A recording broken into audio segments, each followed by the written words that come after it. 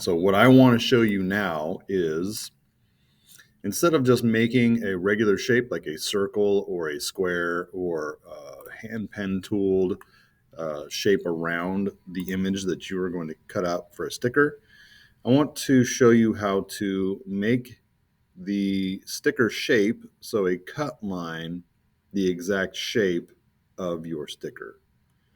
I'm going to do it two ways. I'll do it once with just one image, and then I'll do it a second time with two images. So the first thing what we're going to do is we're going to make a copy of whatever you're making into a sticker. So I'm going to do this guy here first. So Alt, click drag. We're just making a copy. And what we'll have to do is, if you look at how this design is built, I have both fill colors and stroke colors to make it. Most of you probably have something similar. If you don't have a fill color, if you don't have a stroke color, you're not going to have to worry about this part. It's good to know, so just pay attention. We have to get rid of, convert the stroke color to a fill color. So to do that, we have to expand this shape into a shape. So go up to Object and Expand. If you did some other sort of adjustment or warp or something, Expand Appearance might be visible and Expand might be hidden. If that's the case, go ahead and hit Expand Appearance. But since mine says Expand, I'm going to go ahead and hit that. We get this little expand dialog box. We want to keep everything checked. I have a gradient, so it's wanting me to specify how many objects to make that gradient. It really doesn't matter. We're going to convert this into a single solid piece anyway, so we'll just leave that like that, and I'll hit OK. What I'm looking for is, we have a set of colors. You can see that's a question mark, meaning there's more than one color selected. And there is no stroke colors. If for some reason you still have a check mark in the stroke box right here, you're going to go back up to Object, hit Expand again. You might have to do this a few times to eliminate all of the strokes and converting them into fill colors. So just note, if you don't see this little red slash for the stroke, keep going, go back to Expand, and continue to do that. Might take a few times. All right, now that we have this, we need to use our properties. We'll go into our properties panel, and in Pathfinder, we're going to unite all of those shapes. So it says click to unite, and we're going to make them all one shape. If you don't see your Pathfinder here, you could always find it under Window, and it is alphabetical. So if I scroll, Pathfinder panel is right there. But since it's over here in the properties panel for me, that's what I'm using. Quick and easy. You can see that it converted all of those pieces into one shape. And just to show you even further, if I were to swap the fill and the stroke with this little rounded arrow, that I get this rounded shape. I could take that and place it right here. You can kind of see what's happening. When I copied this, I didn't copy the white, so it is cutting, or it's making a shape right on the outside edge of the black. And I want it to go on the outside edge of the white. And I would suggest for you, if you're making a sticker, let me just make a copy of this. If you're making a sticker, you do want to have a little bit of border on the outside. So a little bit of buffer between the print and where the sticker is. To me, it makes it look more like a sticker. Like if you compare these two, the one with the white outline looks more like a sticker than the one without the white outline. So we're going to make that. So let me just delete this guy. All right. To do this, we're going to do an offset path. There's a couple of ways we can find it. If for some reason, if you If you find it over here in the quick actions, offset path, easy. It's a button you click and you are off to the races.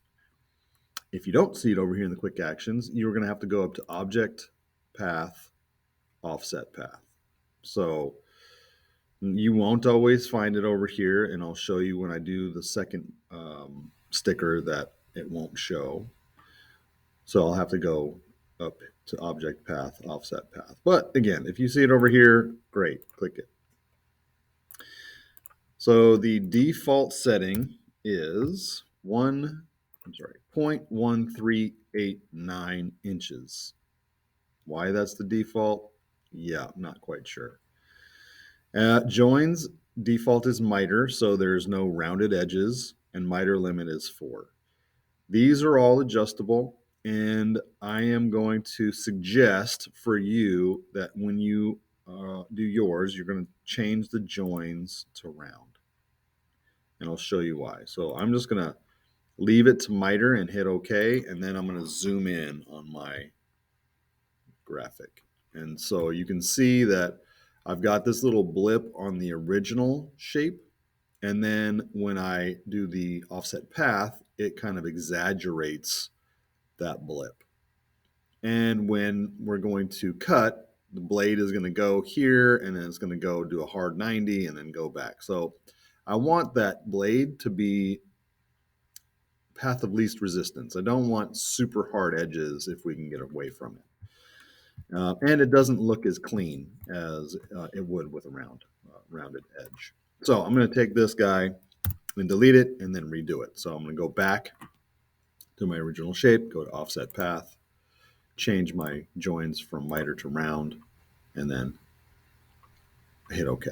The default for me looks good on this design. You might have to offset it less or more depending on how you want it to look.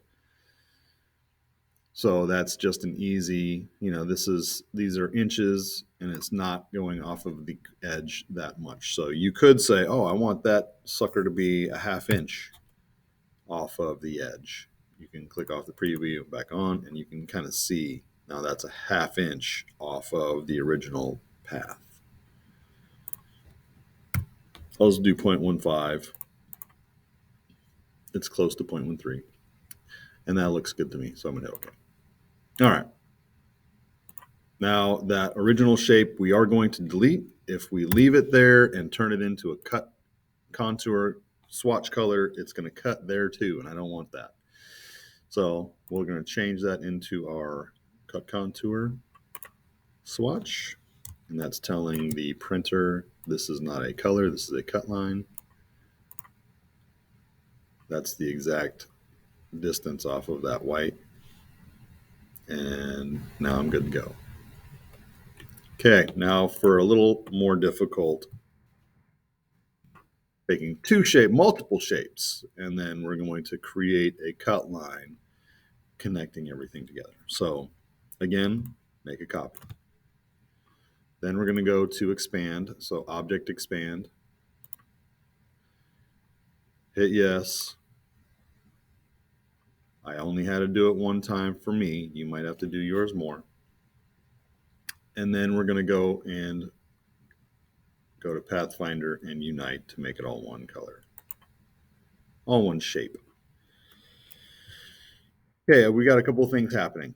If I click off of it, all of these negative spaces, the spaces that are showing just the pasteboard, those are shapes that we're going to have to get rid of. And we have this space in the middle where the two images are not connecting. And I want them to connect. Because if I make this a cut line now, it's going to, essentially it's going to be two stickers.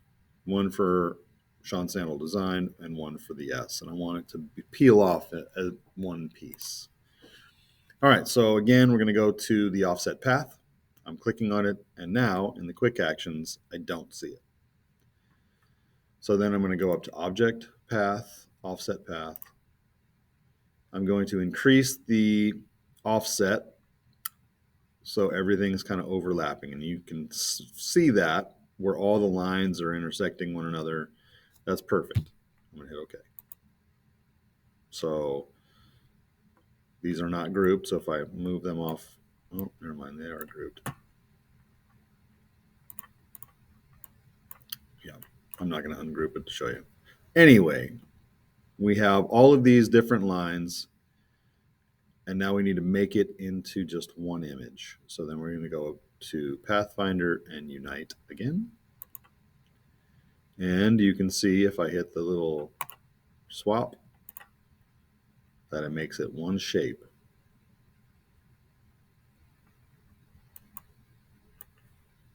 I'm going to hover over.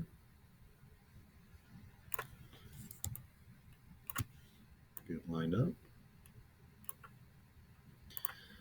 So these are all grouped. So what I'll do is I'll select all of those and then I can just align them and it should align perfectly, which it does. We'll turn that stroke color into the cut line. And there you go. To save this, you have to submit it as an EPS or a PDF. Those are the only two files that the printer will recognize for printing and cutting. If you by chance misspell anything, so if you misspell cut contour, you have space, you don't change it from spot color or from process color to spot color, it's not going to recognize it as a cut file. So make sure that all of the name and the color type is set correctly, and then it's no longer a color, it's a cut file. There you go. That's it. Again, for your design, you can make as many stickers as you want within an 8-inch by 8-inch square. I do want one of your designs, one of your stickers to be your logo, but on top of that, anything goes. That's it. Have fun.